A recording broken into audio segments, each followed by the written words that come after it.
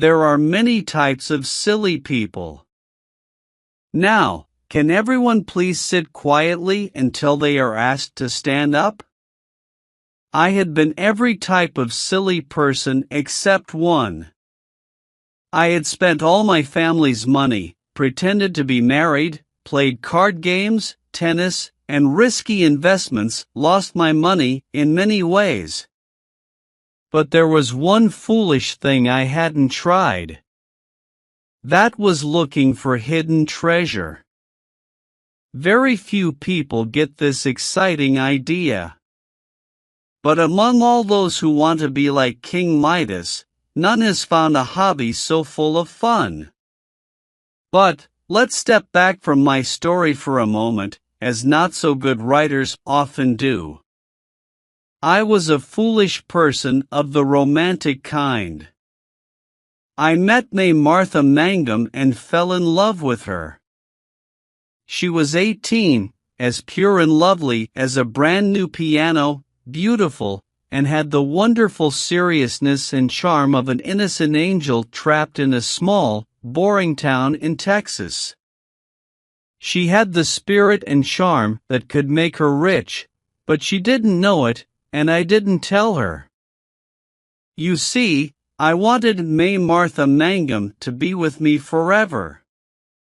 I wanted her to stay with me, put my slippers and pipe away every day where I could easily find them in the evening. May Martha's father was a man with a lot of facial hair and glasses. He was obsessed with bugs and butterflies and all sorts of flying or crawling insects, even the annoying ones. He was an expert in insects, I think. He spent his life catching flying bugs like June bugs and sticking pins through them, giving them fancy names. It was just May Martha and her father in their family. He liked her because she made sure he had food, wore his clothes correctly, and kept his bottles of alcohol filled. They say scientists can be forgetful. There was another person, besides me, who liked May Martha Mangum. His name was Goodloe Banks, a young man who had recently returned from college. He knew a lot of things from books, Latin, Greek, philosophy, and really hard math and logic. If it weren't for his habit of sharing all his knowledge with everyone he talked to, I might have liked him more. But, even with that, he and I seemed to be good friends. We hung out together whenever we could because we both wanted to figure out who May Martha Mangum liked more. That's what rivals do. You could say that Goodloe liked books, being polite, having manners, being cultured, rowing, being smart, and dressing nicely. I would have thought of him more as someone who likes baseball and Friday night debates, kind of like culture, and maybe as someone who's good at horseback riding. But when Goodloe and I talked, and when we hung out with May Martha, we couldn't figure out which one of us she liked more. May Martha was good at not giving away her feelings, and she knew from a very young age how to keep people guessing. As I mentioned, May Martha's dad was forgetful. After a while, he found out that two young men, me and Goodloe, were trying to impress the young lady who was taking care of him. I never thought scientists could be so mad.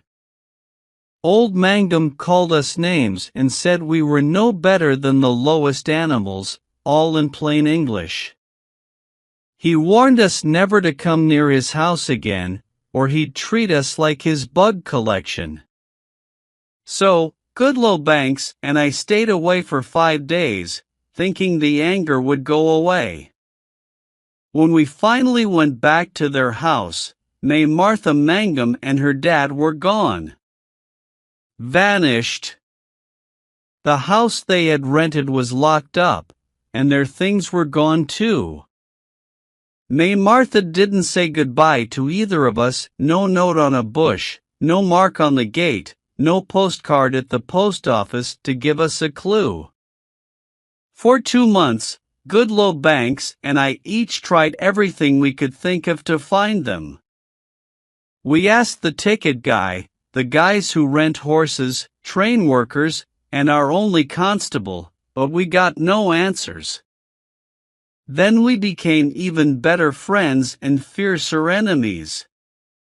We hung out in the back room of Snyder's bar every day after work, played dominoes, and tried to find out if the other had learned anything new. That's what rivals do. Goodloe Banks had a way of being sarcastic and showing off how smart he was. He put me in a category where people read simple stuff like, "Poor Jane Ray, her bird is dead, she cannot play." I didn't mind Goodloe much, and I thought his college learning was overrated, so I stayed calm. I was trying to see if he had any information about May Martha, so I put up with him.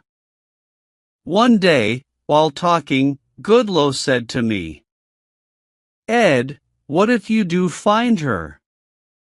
What would you gain? Miss Mangum is smart. Maybe she hasn't had much education, but she's meant for bigger things than you can offer. I've talked to her, and she seems to understand the beauty of old poets and writers, and modern ideas too. Don't you think you're wasting your time looking for her?" In my opinion, I said, a happy home is a house with 8 rooms in a grove of live oak trees next to a small pond in a Texas prairie. We'd have a piano with a player in the living room, 3,000 cows all fenced in to start, a small carriage and ponies always ready for the missus, and May Martha Mangum to spend the ranch's profits as she likes. She'd live with me and put my slippers and pipe in their proper places every evening. That's what I want, and I don't care about fancy ideas, groups, or deep thinking. She's meant for greater things, Goodloe Banks repeated. Whatever she's meant for, I replied, right now she's not around. I'll find her on my own without any help from colleges. The plan is not working, Goodloe said as he put down a domino, and we had some beer. Not long after that, a young farmer I knew came to town and gave me a folded blue piece of paper. He said his grandfather had just passed away. I hid a tear, and he explained that his grandpa had kept this paper safe for 20 years. He left it to his family, along with 2 mules and a piece of land that couldn't be farmed. The paper was old, blue, and dated from the time of the conflict between those who wanted to end slavery and those who wanted to separate from the United States. It was dated June 14, 1863, and it had information about where 10 loads of gold and silver coins worth $300,000 were hidden. Old Rundle, the grandson's grandpa, got this info from a Spanish priest who was part of the treasure hiding plan and who died many years later in Rundle's house. The old man wrote it down as he was told. "Why didn't your dad look for this treasure?" I asked the young Rundle. "He went blind before he could," he said. "Why didn't you search for it?" I asked. "Well," he explained, "I only found out about the paper 10 years ago. First, there was spring plowing to do, then weeding the corn, and before you knew it, it was winter. The years just went by." That sounded reasonable to me, so I immediately got together with young Lee Rundle. The instructions on the paper were simple. The treasure-carrying donkeys started from an old Spanish mission in Dolores County. They went straight south using a compass until they reached the Alamito River. They crossed the river and buried the treasure on top of a small mountain shaped like a saddle, situated between two taller ones. There was a pile of stones marking the spot where they buried it. Everyone in the group, except the Spanish priest, was killed by Indians a few days later. The treasure's location was a well-kept secret. It seemed like a great opportunity to me. Lee Rundle suggested that we get ready for a camping trip, hire someone to mark out the route from the old Spanish mission, and then spend the $300,000 traveling around Fort Worth. But, even though I wasn't highly educated, I had a way to save time and money. We went to the state land office and had a practical, what they call a working, drawing made of all the surveyed land from the old mission to the Alamito River. On this map, I drew a line straight south to the river. The length of each surveyed area was accurately shown on the drawing. Using this, we found the spot on the river and connected it with an important corner of the Los Animos 5-league survey, a piece of land given by King Philip of Spain. By doing this, we didn't need to hire a surveyor to mark out the route. It was a big money and time saver. So, Lee Rundle and I prepared a wagon with 2 horses and all the necessary things, and drove 149 miles to Chico, the closest town to our destination. There, we met a deputy county surveyor.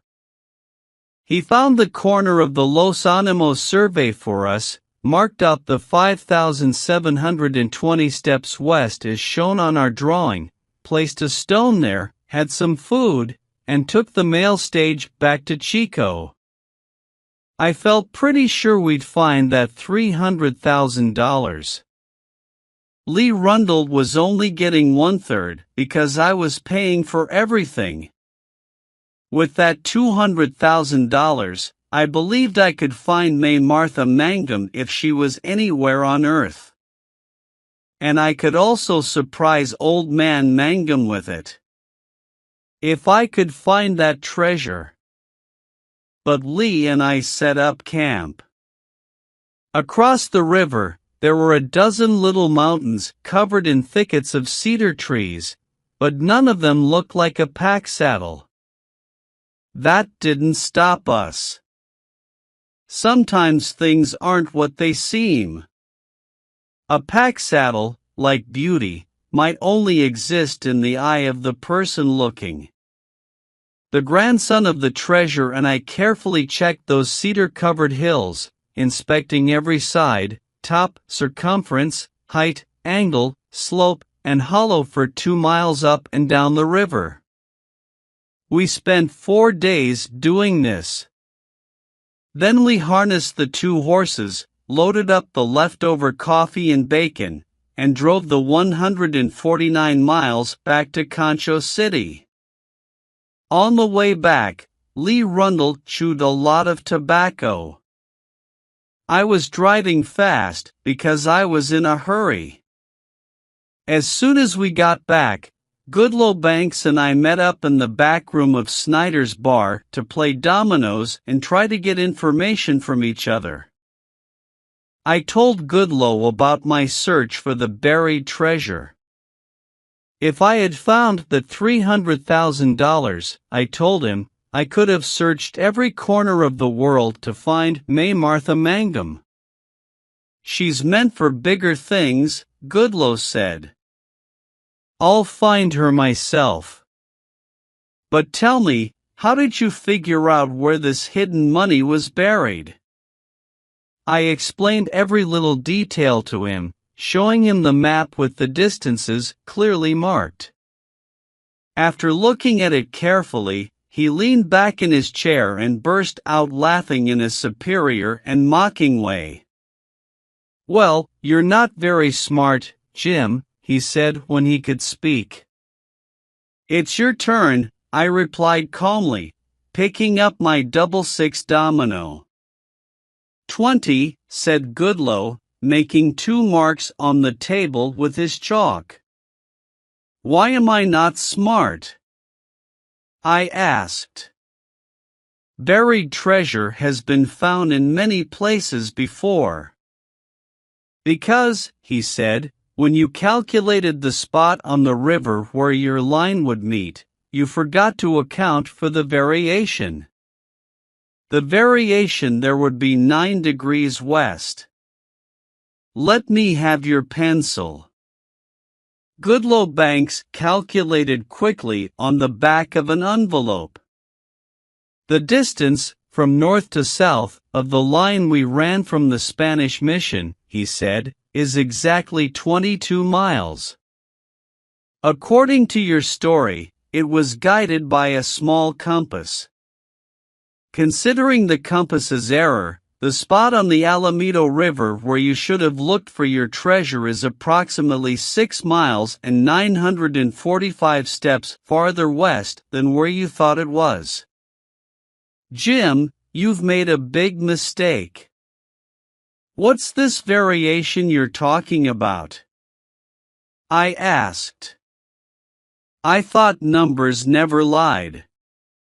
"The variation means the difference between the magnetic compass and the true north," Goodloe explained. He smiled, showing off his knowledge, and then I noticed a strong desire for the treasure on his face. "Sometimes," he said with a wise tone, "these old stories about hidden money aren't just made up. What do you say to letting me examine that paper with the location details? Maybe we can figure it out together." So, Goodloe Banks and I, who had been competing in love, became partners in this adventure. We took a stagecoach from Huntersburg, the nearest town with a railroad, to Chico. In Chico, we rented a team to pull a covered wagon and all the camping stuff we needed. We had the same surveyor adjust our distance according to Goodloe's correction, then we sent him on his way home. It was night when we got there.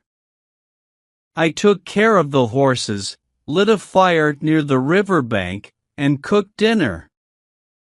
Goodloe wanted to help, but he wasn't skilled in practical tasks. While I worked, he entertained me with the wisdom of the ancients. He quoted some Greek verses, I believe.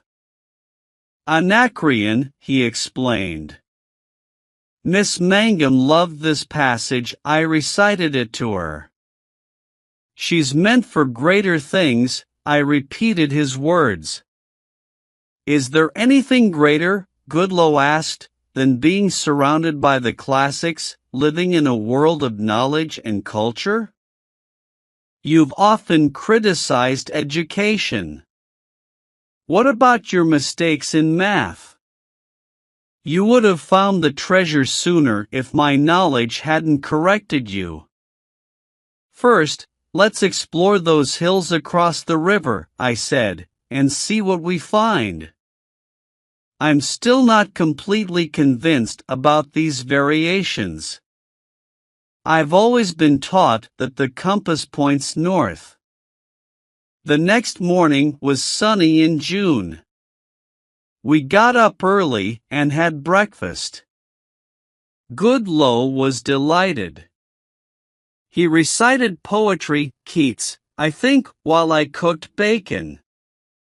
We were preparing to cross the river, which was more like a shallow creek there, and explore the many steep cedar-covered hills on the other side. Hey, Ulysses, Goodloe said, patting me on the back while I washed our breakfast plates, let me see the special document once more. I think it provides instructions for finding the hill that looks like a pack saddle. I've never seen one. What's it like, Jim? Point 1 for practical knowledge, I said. I'll recognize it when I see it. Goodloe was studying old Rundle's document when he suddenly cursed in a non-academic way. Come here, he said, holding the paper up to the sunlight. Look at this, he said, pointing to something. On the blue paper, which I had never noticed before, I saw the word and numbers in white, Malvern, 1898. What's this all about? I asked. It's the mark on the paper, said Goodloe. The paper was made in 1898, but the writing on it is dated 1863. It's obviously a fake. Well, I'm not so sure, I said. The Rundles are trustworthy, simple, uneducated folks. Maybe the papermakers were trying to pull a scam. And then Goodloe Banks got very upset, given his education. He took off his glasses and stared at me. I've told you many times that you're not very smart, he said. You've been fooled by a country bumpkin. And you've fooled me too. How, I asked, have I fooled you? Because, he said, you didn't know what you were doing. I found two major mistakes in your plans that someone with basic education should have avoided. And, he continued, I spent money I couldn't afford to waste on this treasure hunt. I'm done with it. I stood up and pointed a big pewter spoon at him, fresh from washing dishes. Goodloe Banks, I said, I don't care at all about your education. I've barely tolerated it in anyone, and I've disliked it in you. What has your learning done for you? It's a burden for you and a bore for your friends.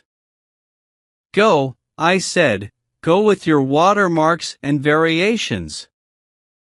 They mean nothing to me. They won't stop me from my quest. I pointed with my spoon to a small mountain that looked like a pack saddle across the river. I'm going to search that mountain, I continued, for the treasure. Decide now if you want to join me. If you let a watermark or a variation deter you, you're not a true adventurer. Decide. A cloud of dust started rising in the distance on the river road. It was the mail wagon from Hesperus to Chico. Goodloe flagged it down. I'm done with this scam, he said, grumpily. Only a fool would pay attention to that paper now. Well, Jim, you've always been a fool. I'll leave you to your fate. He gathered his things, got into the mail wagon, adjusted his glasses nervously, and drove off in a cloud of dust. After I had washed the dishes and let the horses graze, I crossed the shallow river and slowly made my way through the cedar brakes to the top of the hill that looked like a pack saddle. It was a beautiful June day. I had never seen so many birds, butterflies, dragonflies, grasshoppers, and other creatures in the air and fields. I searched the hill thoroughly, from bottom to top, but found no signs of buried treasure. There were no piles of stones, no marks on the trees, nothing that matched the description of the $300,000 in Old Man Rundle's document. I descended the hill in the cool of the afternoon. Suddenly, as I stepped out of the cedar brake, I found myself in a lovely green valley where a small stream flowed into the Alamito River. There, to my surprise, I saw what appeared to be a wild man with a messy beard and unkempt hair chasing a giant butterfly with colorful wings. Maybe he's an escaped lunatic, I thought, wondering how he had ended up so far from places of education and learning. Then, a few steps later, I spotted a cottage covered in vines near the small stream. In a grassy clearing, I saw Martha Mangum picking wildflowers.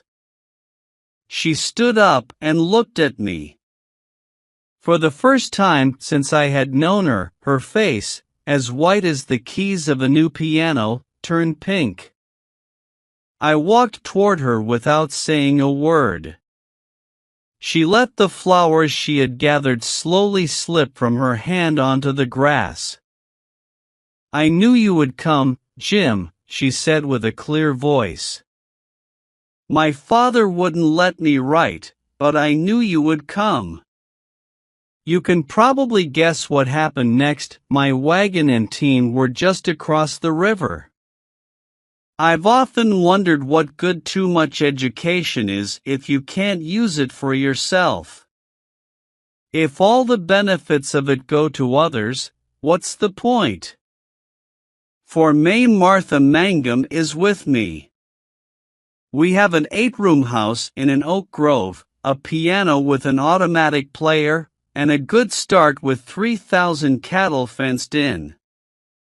And when I come home in the evenings, my pipe and slippers are neatly put away where I can easily find them. But who cares about that? Who cares?